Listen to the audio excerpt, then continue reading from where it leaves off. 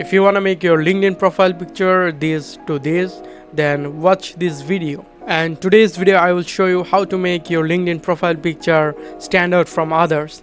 So let's get started.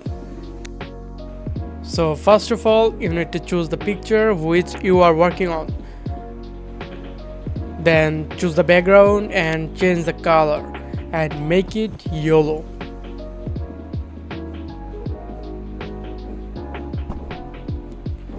After that, select the picture and remove the background.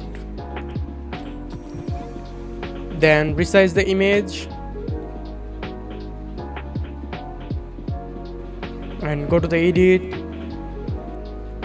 and then go to the shadow, select drop shadow, then make the distance full. The angle should be 75% and the blur amount should be 75% too.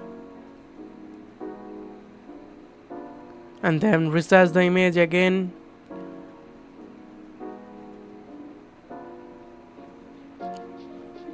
Then go to the edit again. Do some adjustment. Increase the brightness. Increase the contrast. The highlights, the shadows, and the sharpness. So that is how we can make your LinkedIn profile stand out from others. So if you like this video, then hit the like button and do subscribe to my channel.